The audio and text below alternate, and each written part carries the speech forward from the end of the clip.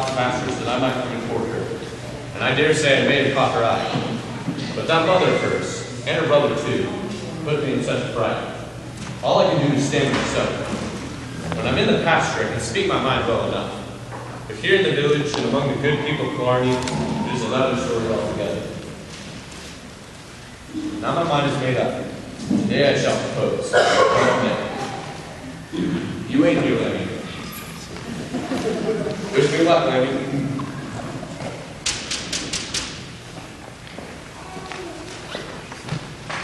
Good news to you, Mother Flaherty. How might you be this time? Well, what brings you to our home cottage? As if you didn't know. Well, Haven't the man state your business here? Yeah, state your business. Food, the opportunity. All about land talks for dinner. Hush now, Cole. well, you see, it's like this. State your business. State your business. Dean, darling, would you be so kind as to invite your big brother back to the house so that I and myself can talk about Blather? Can't you see the man is tongue-tied? Take your brother in, and I'll tell you the tale soon enough. Yes, mother. State your business. State your business. All right, boys and brother, time to come. Ow! Land talks indeed. All right, is that better? Yes, thank you, Mrs. So what's on your mind? As if I didn't know. It's the hand Dean you'll be asking for now, isn't it? How did you know? Do you think love is something that can be hidden under a bushel basket? Faith, my boy. Your feelings for each other are as plain as your rubbing nose and your dark faces. And you don't mind? Mine? Why should I mind? You're an honest fellow and Dean thinks the world of you. She'd make a good wife to be sure. Grace would be a hard worker and fearless. Well, then I guess we can set the gate of all the trees. Sure. And one more thing. Tell me, if you can, what treasure you have to give to Dean? It'll tickle her mind and warm her heart on those long days when you're out in the field tending your sheep. Treasure, I'm just a poor shepherd. I can give her soft-hearted wool and fleece to keep her warm. Wool and fleece? I'm speaking of far greater treasure, man. Then don't be shy. Speak out. The treasure I speak of is more valuable and more shared with others. I neither gold nor jewels. Gold and jewels? What use would a poor country girl have for those such things? Now don't make me start thinking you're not the man for my Dean after all. I'm afraid I don't know what you mean by treasure. Are you that man? I can give the girl to you sure enough, but you better have a treasure box full of tales to share. Tales? Stories! It's as dense as a sheep I'm thinking you are. A story is something that grows more valuable and more shared with others. Now don't get me wrong, or you can have in hand and my daughter Eve, you must tell me a tale. I don't know any stories. Wait, I know the three little pigs. That's nice, boy, but a story of your own is what I want. Of my own? I can make it up myself. A person with a knack for telling stories will never be a pauper, and his wife shall never stray to another pasture. But I wouldn't know where to start. I'm afraid I don't know the first thing about it. Then be off as you've been already, and find one, for you're not seeing love you're like you good. Can't American Dean without first telling me a story? I'm afraid not. Where am I to find such a thing? Here, take this potato and sit down on that step over there. Maybe it's an inspiration you'll find. A potato? Consider it food for thought. Good luck, boy. Whatever shall I do? One thing's for sure, I don't feel like eating. Ow! Who's there? Speak up, I said.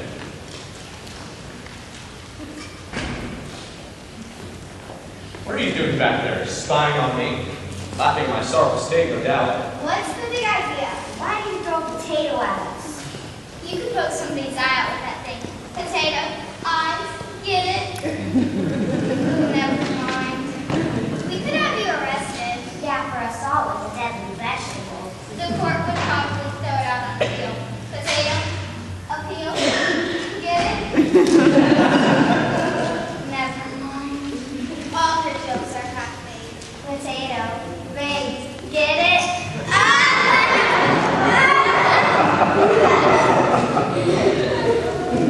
Why are you laughing?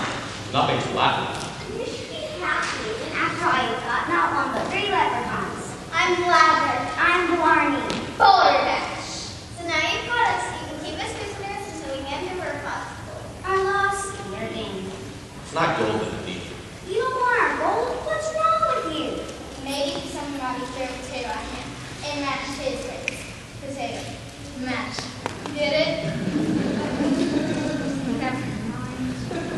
I need is a story. Can't marry Fair Dean until I can tell her mother a story. So what's to stop you?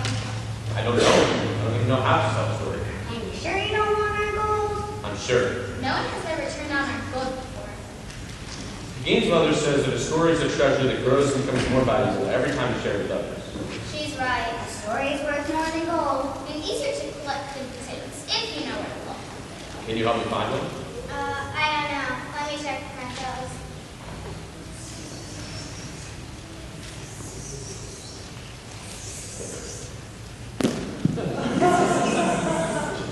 We'll do it! Do what? We'll teach you how to tell a story, so you can win the fair peg's hand. And stop checking potatoes this morning, Nat. Oh, thanks. You're kind of stuff. All the way by sure. Don't mention it. Don't mention it? Don't mention it. Remember, we don't want anybody on vacation doing it here, too. Secret is safe with me. How do we begin? First, we need a protagonist. A protagonist is like a hero. He must face danger, pass a test, or win a prize for fire. You see. Next, we need an antagonist. Sometimes the antagonist is a villain who stands in the protagonist's way, or sometimes he shows what happens to those who are not up to the challenge. And what's next? A situation. A situation? A challenge to overcome. What is it to undertake? A hump on your back. A hump. Did you say a hump on your back? Let's try that again. A daring rescue, risking life and limb. A hump on your back. And you gotta do what she's talking about. It could be one story alone, I'm thinking. The Hunchback of Knockgrafton. There once was a man, a gentleman of Blarney, and a kinder soul you never did see. No one knew his real name, you see, but he had a great hump on his back. Everyone called him Lusmore, because he always wore a sprig of the fairy cat called Lusmore or Foxglove in his little straw hat. Lusmore was known as the finest basket maker in all of Knockgrafton, skillfully plaiting straw and brushes into hats.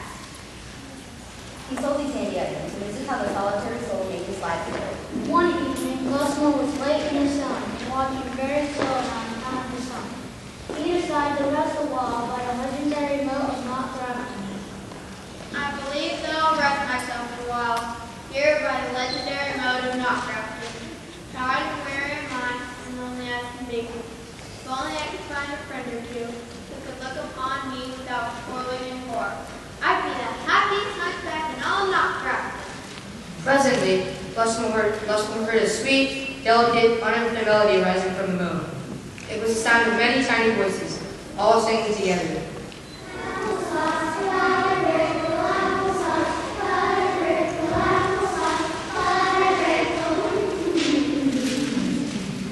Poor Lusmore could hardly believe his ears. He knew at once it must be the fairy's note, the legendary note of Knockgrafton. His first house, completed nearly. After all, more than one Irish club been made poor by the whimsical pranks of the little people. But before he could raise his weary self to run, a great multitude of little people swarmed about, forming a fairy circle and singing a strange, beautiful song.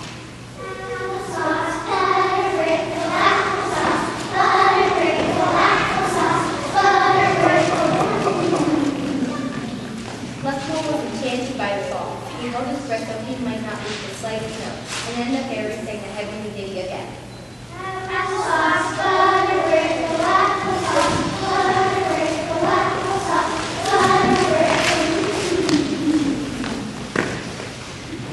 This time, Lusmore noticed the hard sound was missing. Without even realizing what he was doing, the hunchback of Knockgrafton joined in.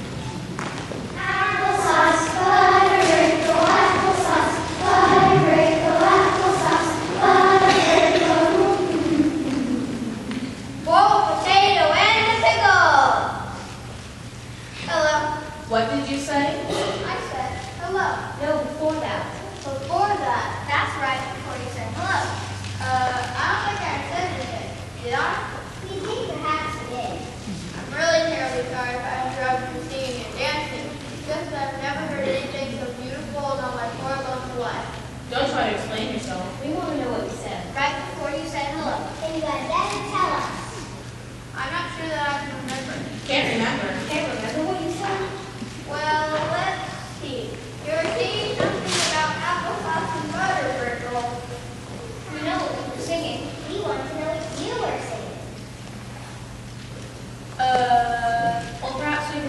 memory. Hit it. Applesauce, butter brickle, applesauce, butter brickle, applesauce, butter brickle. Oh, now I remember. Boiled potato and a pickle. Boiled potato. And a pickle? Well, potato and a pickle? I'm sorry, it just popped out. We love We've been stuck singing the same song for 100 years. We couldn't even avoid to finish our song. You can't imagine how frustrating it is to hum over and over again for an entire century. It's enough to make a little person go out of his little mind. But you have saved us. You finished our song. We are so grateful. Oh, it was nothing, really. Nothing. You think saving our standing was nothing? Please don't hurt me. I only want to fit in. I don't have any friends, you see, and you seem to be having so much fun. Don't try to talk your way out of this one, Hunchback of Knockcracker. You know who I am? Of course. The warden has told us how hard it is for you to get down and leave the rushes by the river. On account of that hump on your back. And the fairies at the field have told us about the fine quality hats and baskets you weave, stooped over so. On account of that hump on your back. And the village gremlins have told us you have no friends at all. On account of that hump on your back. You've proven your worthiness by helping us with our song. You gave us a boiled potato and a pickle. We're going to give you a reward, treasure beyond your wildest dreams. But then he said it was nothing. As if the boiled potato is nothing. As if a pickle was nothing. So when you gave us nothing, perhaps that's what we should give you. I suppose that's all I deserve. All right then, we are agreed. So now we're going to give you nothing. We give you nothing to hurt you out of your losing rushes by the river. We give you nothing to do your labors as you work. We give you nothing for making friends. We give you nothing on your back. Well, what do you think? You like our gift? If you don't like it, you can always return it. My friend, this is the greatest nothing I have ever seen. Applesauce, butter brickle, applesauce, butter brickle, applesauce, butter brickle, boiled potato and a pickle. And so word spread throughout the town, the villages beyond, about Lushmore's fateful encounter with little people. Lushmore lived happily ever after, and wherever he went, rather to gather reeds and rushes by the river, or making following baskets and hats into the shop, or meeting new found friends in the town of Knockcracker, he always had a song in his heart and on his lips. Applesauce, butter brickle, applesauce, butter brickle, applesauce, butter brickle. Boiled potato and a pickle. Oh, that story was a marvel. Never have I seen or heard the like. It's not finished. The story's not over. A Lushmore lived happily ever after. But this is an Irish fairy tale. Irish fairy tales always have a bit of a dark twist to them. I didn't know. When I So, sit down and Meanwhile, in the nearby town of Blarney, there was another hunchback, a puny, cunning creature as different from Lushmore as the night from the day. His name was Madden. Hearing about the good-natured Lushmore's encounter with little people, the foul spirit in Madden developed a plan, and a wicked plan was too. Since these people in the hunchback moving business, I shall visit the legendary moat of Knockcracker and win them over as Lushmore did. I'll capture a handful of them and force them to remove my home. Then I'll use them as I please. The people of Waterford will pay a pretty penny to get their ills and ailments eased by the wee magic of the environment. I'll be rich! So Madden went to the legendary note of Knockcracker and waited to make his fortune. As the sun began to set, he heard the silliest song in the world rising up from the moat.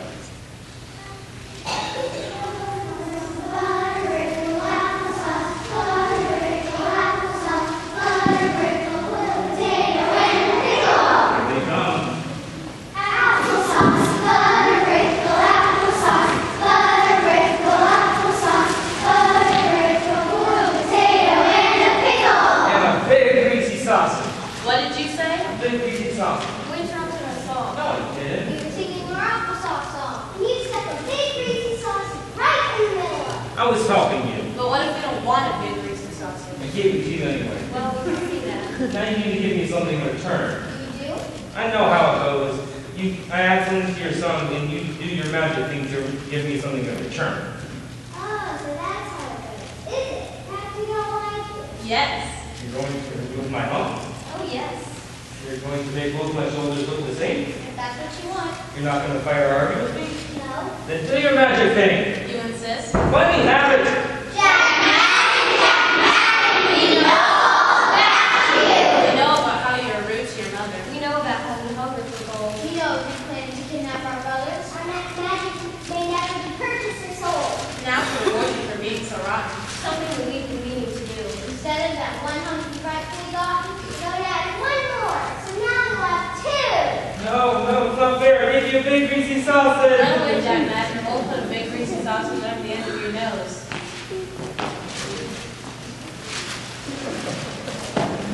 Now it's easy to mess with the little people. Applesauce, buttercream, applesauce, buttercream, applesauce, buttercream, boiled potato, and a meatball. And that is the story of the Hunchback of Nutcracker. What do you think? Well, I think that was wonderful. So now you know how to tell a story in fair cut. I could never tell a story like that. Why not? I just couldn't. I wouldn't know where to begin. I explained all that. You don't know happiness, a hero, or an antagonist, a villain, or a monster. In a griffin's feather. Very clever. I thought it needed a situation. Sounds like a request. So you haven't paid attention. I think I'm pushing on. I'm not ever going to make it up a story. It's not that easy. Easier than getting a griffin's feather. No. You know a story about a hero who collects griffin's feathers? I'm going to tell you. Why not? Because he wants not to. I want to tell a story, but he doesn't want to hear it. They didn't say I didn't want to hear the story. It's a good story. I do want to hear the story. Then you shouldn't have said you didn't. I did. I mean, I did, but I didn't mean. Now you do. Yes. So you do mean that you don't want to hear the story. No.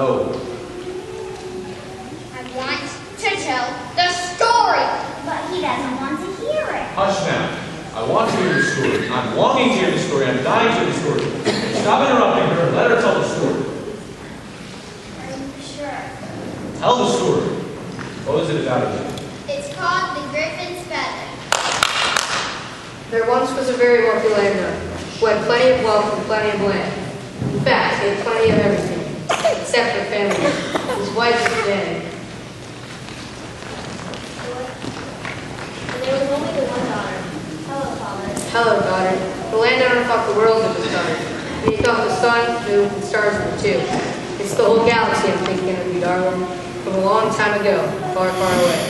How sweet. But you know, of course, dear Father, that someday I must marry and go off my with another. The landowner didn't like that idea very much, for it meant that he was to be alone. To have plenty of wealth and plenty of land, to be alone, is a sad, hard thing to ponder. One by one, young gentlemen would come by and pay their respects. And one by one, the daughter hoped that each might be one freer than the first, the wealthy and their wealthy. But one by one, the wealthy landowner would fall away. The wealthy landowner's daughter. None of these men are worthy of you. I guess you're just going to have to stay with me until you're old and gray.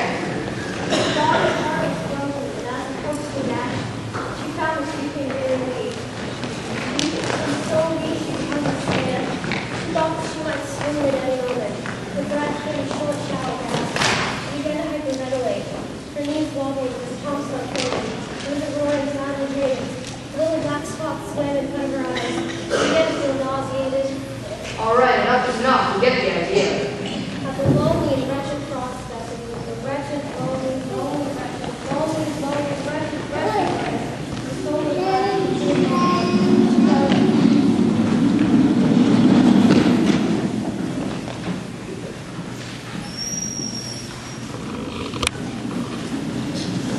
from which no one could awaken her.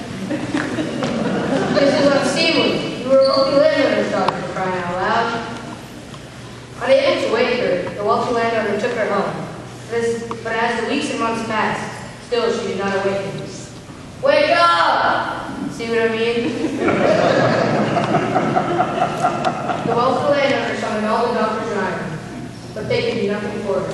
There's nothing we can do for her. At last the landowner realized that without his daughter, his wealth and land meant nothing at all. Oh, whither away, a wretched lonely man am I, lonely and wretched, and lonely.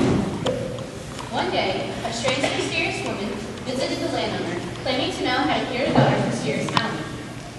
What this herb needs are 3 griffin feathers, first and plucked from the griffin's tail. I just happen to know the only griffin in the county is on the other side of the river. Oh, that's good news. Tell me, how much would it cost to buy these feathers? I'm a wealthy landowner, you know. These feathers are not for sale. They must be plucked directly from the griffin's tail by a heroic lad, strong and true. Well, where am I to find such a man? Ask around. And so he did.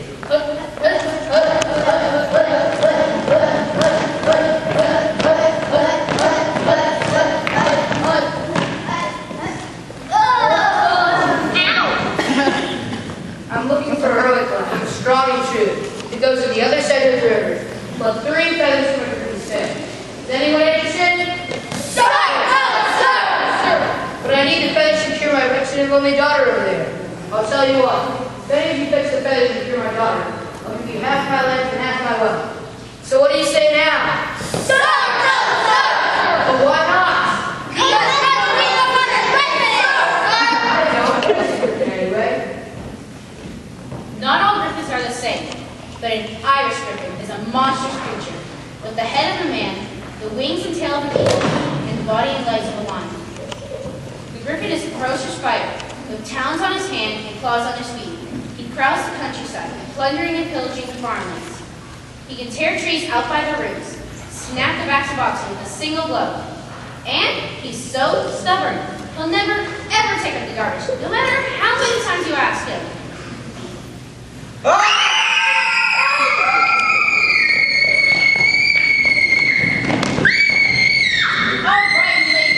That's enough. Go home and take out the garbage the way I asked you. Oh, that's pretty scary. No wonder no one wants to save my daughter. I'll do it. Will? But I don't want to. Well, even better, Will. Look at you. Won't just fine. Instead, I want to marry your daughter. Then again, maybe not. Don't you want to see your daughter happy and contented? Of course, what father wouldn't? And see her laughing again? It's her laughing and singing I'm missing most, along with her cooking and cleaning. And have a whole lot of grandchildren running around getting everything. Now hold on, first things first. We've got to get the feathers. Just leave that to me. Well, what if you don't come back? You'll never see me. Well, then I have nothing to lose. Except for you. And that is true. I want my daughter to be happy and contented, even if you be letting her go. Be off with you, man. And blessings be upon you for the safe journey.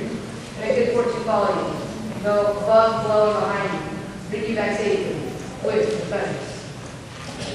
And with that, Aiden began his journey to see 3 feathers from the river and returned to him in hand and land over the boat. Aiden walked all the long day towards the river and any adventure lay again. At last, almost exhausted from walking, Aiden came upon a public house occupied bed and worn, aware of travel circus and good and true, and looking like an impressive impression. Looking beyond you and on this house, Aiden, you could have formed you, and I'm exhausted from walking, for I've walked all the long day. What brings you to our country? Tis a question to see 3 feathers from the river and so on and here is very young. And welcome to you. Good fortune follow you. The innkeeper brought Aiden into the house. He enjoyed good company of many fellow Irishmen and an innkeeper's daughter.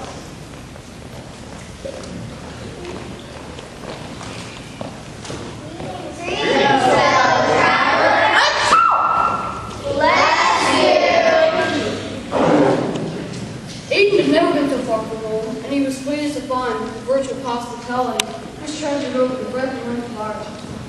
But one thing did disturb him, and that being the constant sneezing of innkeeper's daughter. Bless you. Thank you.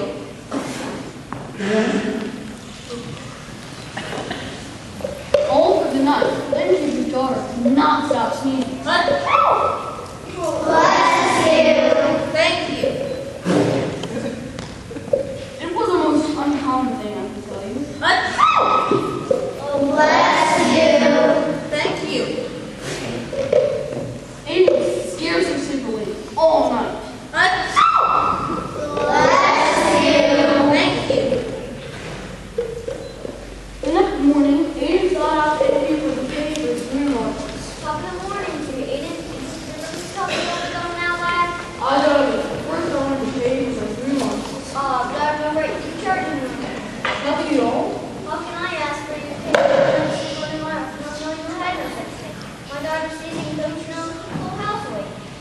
feel I should give you something.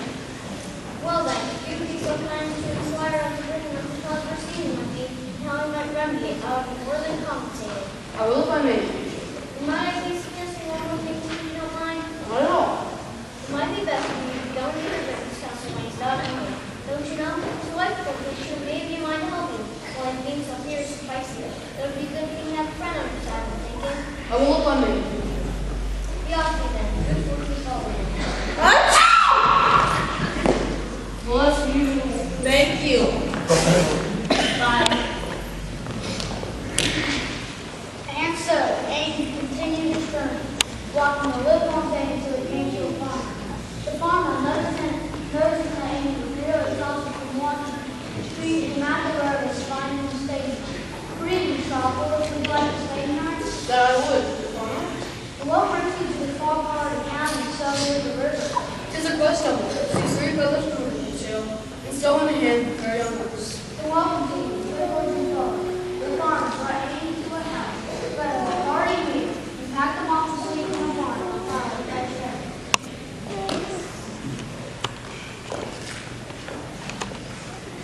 Aiden had scarcely dropped off to sleep when a terrible rap was waiting. First, he thought that for a while and made as in the physical. He snuck up the wall and few words. He noticed the farmer had taken an intense dislike to not one to judge his fellow man, Aiden went back to the wall.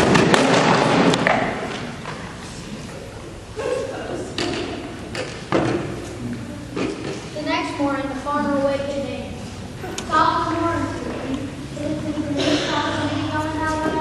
I will, but I want to thank you for your hospitality. Think nothing of it, Leo. Is there nothing we might be doing for you in return? Milk the cows? Nothing, what farm is home? I can work it on my own.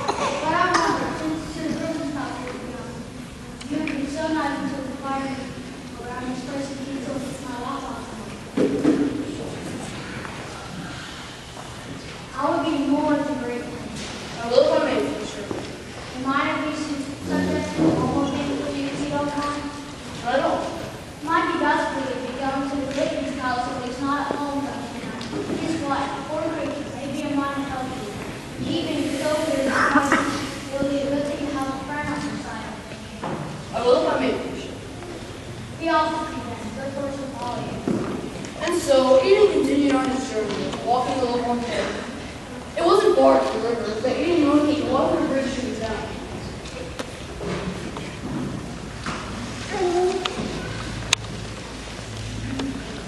Aiden saw both men who made like we were going.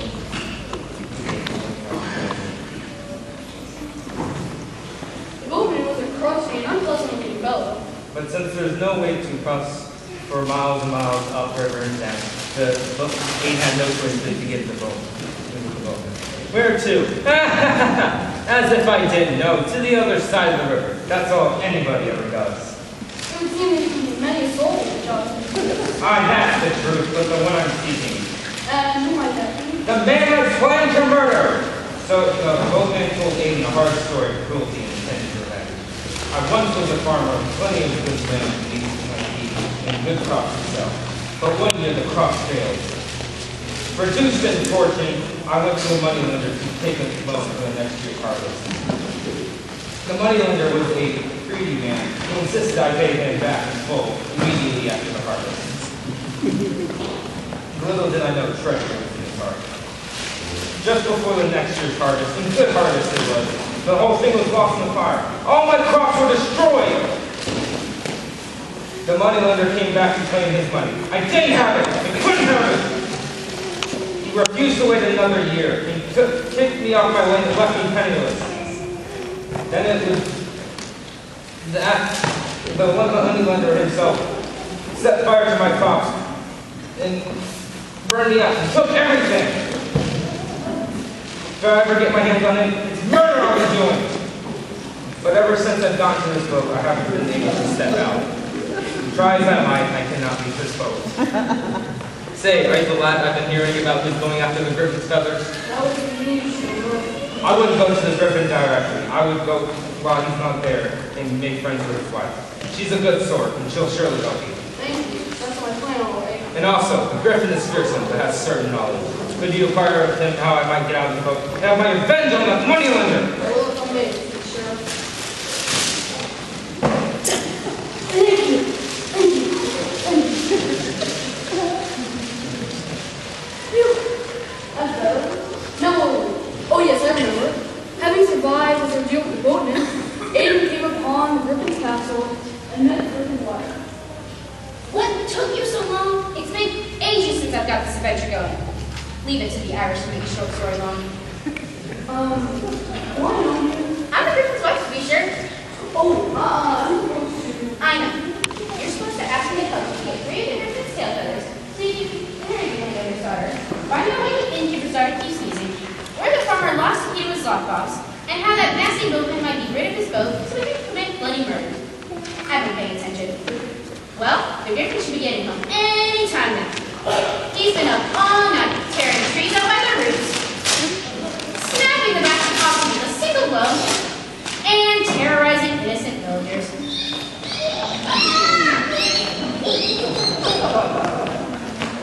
I'm supposed to take 3 feathers from that disamused. I don't think that's good. Just hide behind the bush and leave everything in it. I see you finally come home after a wild night out terrorizing the countryside. Yes, dear. And I suppose you want to take a nap, even though it's time to do your chores. Yes, dear. Well, before you do, there's something I've been meaning to tell you. Ow! Why did you do that? I said there's something I've been meaning to tell you. What is it, woman? There's an innkeeper's daughter who lives on the other side of the river, who can't stop sneezing. Why might that be? I took a lock from her hair and put it in the swallow fence outside my ear. If she were to get that lock of hair, her sneezing would cease. Now let me sleep. I thought as much. It's much mischief he gets into. I'm always the one who has to go about making amends. Ouch! And another thing. There's a farmer who's gone half mad because he lost the key to his lockbox.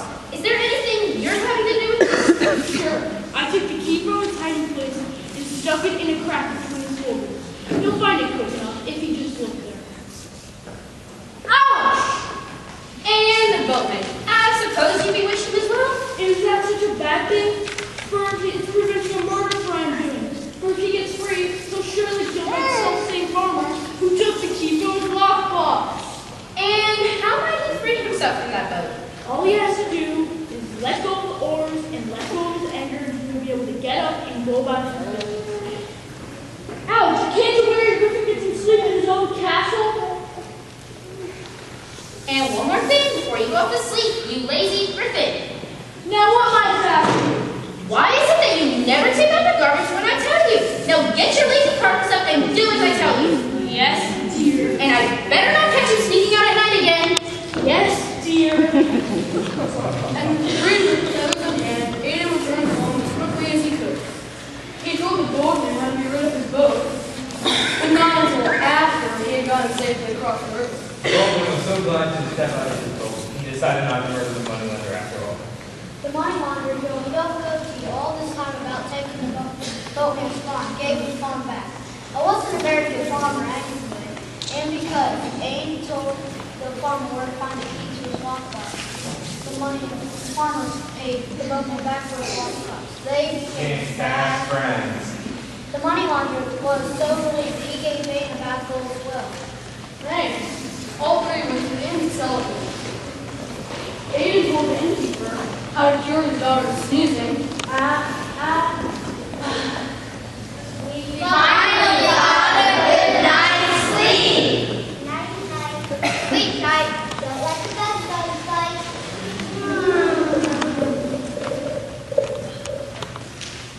The innkeeper's daughter fell in love with the moneylender.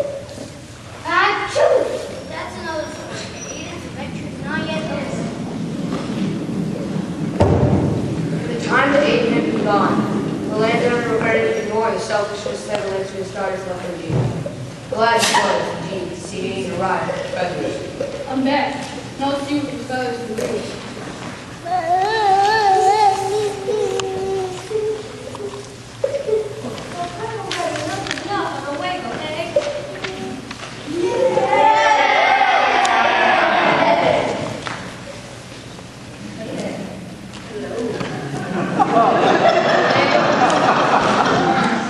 landowner was so happy to see his daughter away from him that he decided to give Aiden half his lands and half his wealth as a dowry for their marriage. Aiden and I built a cottage just a stone's throw from our father's house so that we could keep him from becoming lonely and wretched.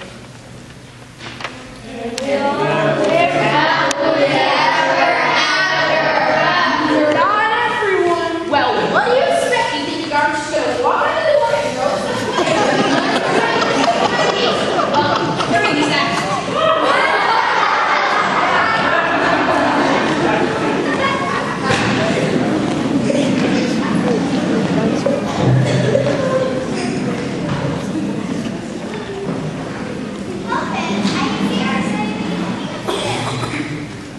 It's not that hard once you get to the story. And like the story is. It's true, I am beginning to see the light, but it's not exactly common. Before long, I think the list I know we got from here. You need better than now. Because if you don't, you'll be a dreamer, not a storyteller. And no, anyway, There's so much at stake. What if I can't do it? Other players only give me one chance. I can lose the game forever. sure, there's a risk. Could lose everything. Isn't that exciting? We lost everything. Isn't that exciting? Not very. What's this? Another story. It's called The Bird, the Mouse, and the Cricket. You want to cheer it up and give it help. Starving to death we'll be doing to be sure. Well, that's very cheerful. Give it time, Rick. Things will sure be looking up. Give it time, Mother. Things are sure to be looking up. Time, when all we have left in the house is a poor, spindly cow and this potato? It's a rather large potato, though. Bridget, you're such a foolish lass. Ever since your father died and the crumbled family refused to see the truth of it. We're finished and there's nothing to be done.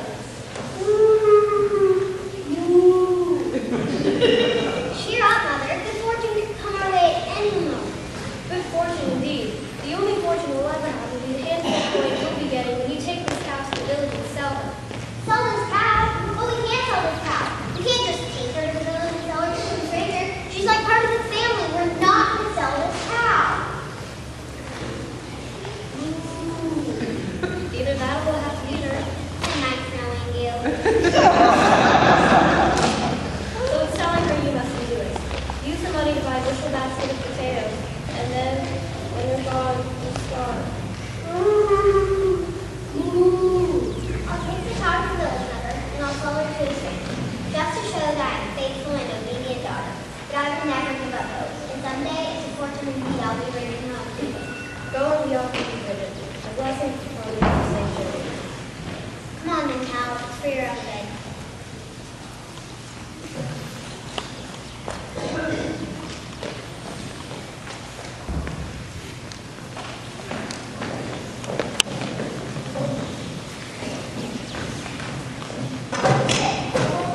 I wonder what it is we're looking at. I wonder what it is they're looking at. Now, isn't that a wonder? Gather round, one and all, and be a wonder to behold. What is it accomplished, stranger? A miracle, sure. And the bird. And the cockroach. Actually, it's a cricket. Looks like a cockroach. Be that as it may, this is no ordinary cricket. Watch and see. How much will it cost? Why, nothing at all.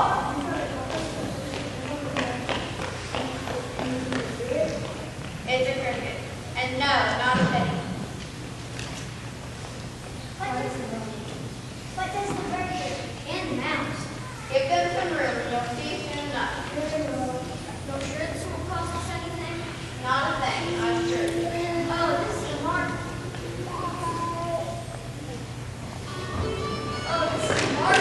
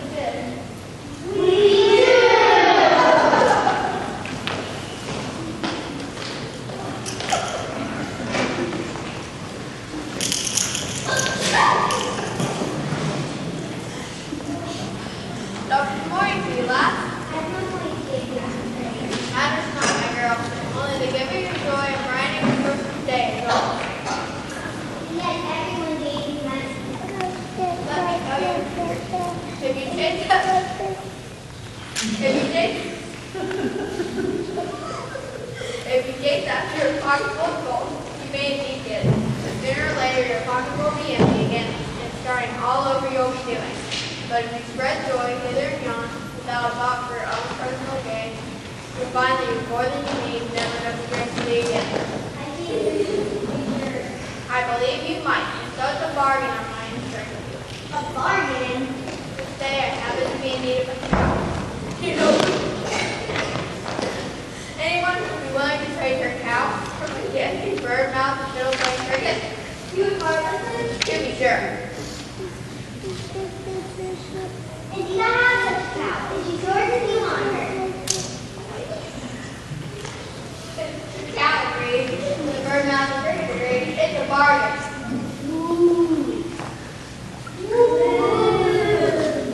Remember, lad, first you always thought things of your own personal gain. Your life will be much entirely. Well, my friends, it's my house we should be going. I want to show my mother what a clever bargain I made. Bridget, where's that little basket of potatoes you were bringing on? Look at this basket of food you have here. And what if you want to go instead to a bird, a mouse, and a cockroach?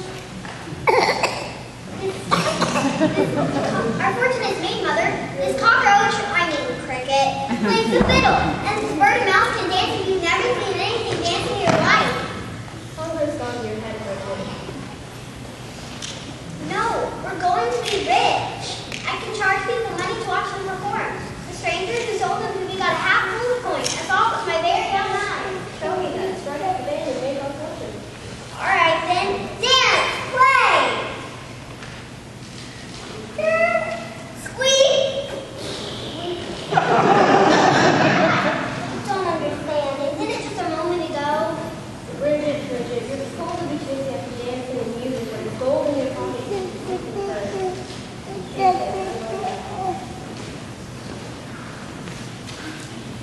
You must be hungry. I'll share with you what I have. I'm sorry that I brought you into this poverty. When these repaid our straight, I'll take you back to the village and see if the stranger will take us back. Bridget, have you heard? There's lovely woman. See around, read a proclamation. Don't you know? A proclamation? About her happy son the prince. Don't you know? No. Queen, and her most unhappy son the prince. They're in the village right now. Even as they speak. Don't you know? How could I? The queen says that anyone who can make the miserable world laugh 3 times in a pot of gold. Don't you know? Why did he say that? No one knows. Don't you know? But he's a sad lad all around. He never smiles. Never laughs. Don't you know? It's why he came. Don't you know? I don't know. Don't you know? Well, I'll be off. I have to tell everyone in the castle. Don't you know? If I take you to the village, you'll be sure to dance and play and make the prince laugh. And that's what we'll do. But I'm telling you now, I've learned my lesson. No matter what, I'll not be accepting the gold.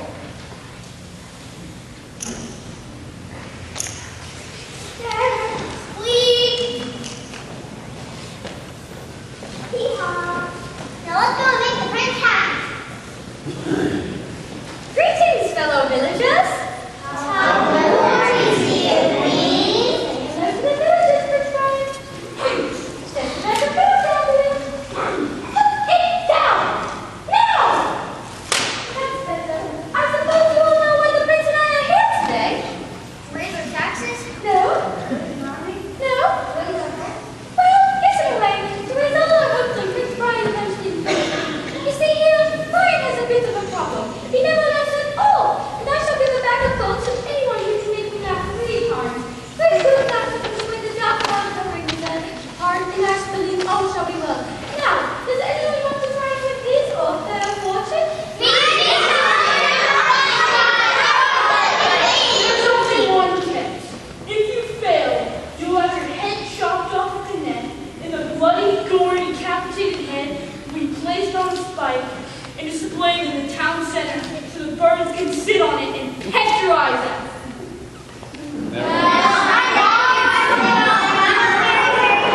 See, Mother, I told you. How can I be happy knowing that I can rule a land full of cowards? I'll take the challenge. What did you say? I said I'll take the challenge. Bridget, don't do it. She's gone mad with hunger. She doesn't know what she's saying. I know exactly what I'm saying.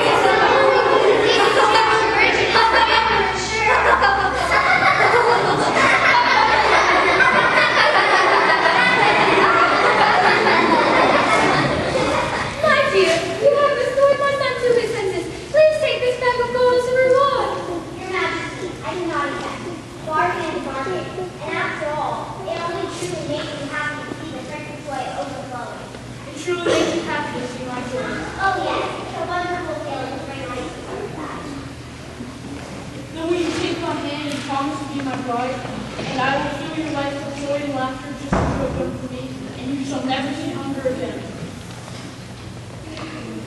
No thanks.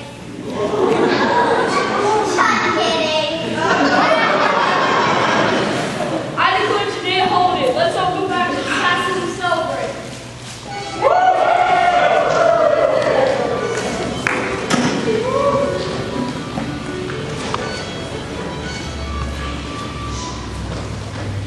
You took quite an answer, Bridget. I have to be sure you were right about spreading joy first. I'm glad things worked out so well. All except for one thing. You see, I'm missing my house, and I was wondering if you'd be willing to make another trade. I ate it. No! Just kidding. I gave the cow back to your mother. They're on their way to the castle, even as we speak. So you'll be wanting your bird, your mouth, and your cricket back, what I'm thinking. There are a lot of villagers whose ears keep lifting up. Take them with my blessing.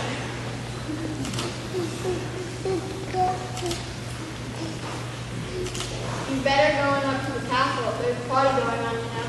I will, and thank you again. Think nothing of it.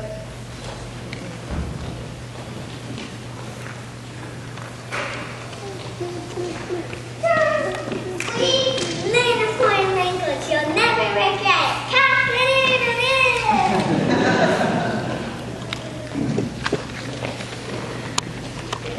Now do you get it? Get what? Was needed for making a story come to life. Not sure, I think so. Let's see. There's the hunchback's feather, the bird, the mouse, and the griffin. And something about the cricket and not grafter? You haven't been paying attention.